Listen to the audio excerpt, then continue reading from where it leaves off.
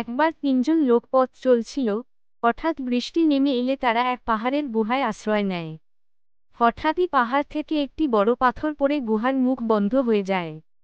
তখন তারা নিজেদের মধ্যে বলল, আমরা আমাদের কোনো এমন সৎকর্ম স্মরণ করি যা আমরা শুধু আল্লাহর সন্তুষ্টির জন্য করেছি, আর তা উসিলা করে দোয়া করি, হয়তো আল্লাহ আমাদের উদ্ধার করবেন।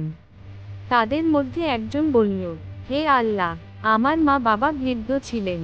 আমি পশুপালন করতাম, প্রতিদিন সন্ধ্যায় দুধ দোহন করে আগে মা বাবাকে দিতাম, তারপর সন্তানদের। একদিন ফিরতে দেরি হলো। আমি দুধ নিয়ে ফিরে দেখি মা বাবা ঘুমিয়ে পড়েছেন। আমি তাদের পাশে দাঁড়িয়ে রইলাম, জাগালাম না। সন্তানরা পায়ের কাছে কাঁদছিল, তবু আমি আগে মা বাবাকে দিতে চাইলাম। ভোর পর্যন্ত দাঁড়িয়ে রইলাম।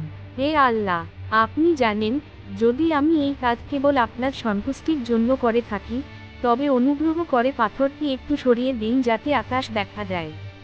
আল্লাহ পাথরটি সামান্য সরিয়ে দিলেন, এবং তারা আকাশ দেখতে পেল। দ্বিতীয় ব্যক্তি বলল, হে আল্লাহ, আমার এক চাচাতো বোন ছিল। আমি তাকে গভীরভাবে ভালোবাসতাম। একবার আমি তার কাছে খারাপ উদ্দেশ্যে আগালাম, সে তা প্রত্যাখ্যান করল যতক্ষণ না আমি তাকে 100 দিনার দিই।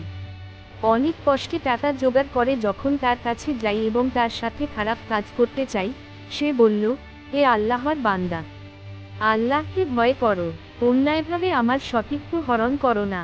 তখন আমি সাথে সাথে উঠে গেলাম। আমি সেই সম্পদও তাকে দিয়ে দিলাম। হে আল্লাহ, আপনি জানেন, আমি যদি এই কাজ কেবল আপনার সন্তুষ্টির জন্য করে থাকি, তবে পাথরটি আরও কিছু সরিয়ে দিন। আল্লাহ পাথর আরও সরিয়ে দিলেন। তবে তারা তখনও বাইরে বের হতে পারেনি। তৃতীয় ব্যক্তি বলল, হে আল্লাহ, একবার আমি এক ব্যক্তিকে দিনমজুর হিসেবে নিয়োগ করেছিলাম। সে কাজ শেষ করে যখন তার মজুরি চাইল, আমি দিতে চাইলেও সে তা নেয়নি। আমি সেই মজুরি দিয়ে চাষাবাদ করলাম এবং ধীরে ধীরে তা থেকে গরু ও রাখাল হলো। পরে সে ফিরে এলে আমি বললাম, এইসব গরু ও রাখাল তোমার। সে অবাক হয়ে বলল, আমার সাথে ঠাট্টা করছো? আমি বললাম, না, আমি ঠাট্টা করছি না। এরপর সে সব নিয়ে গেল।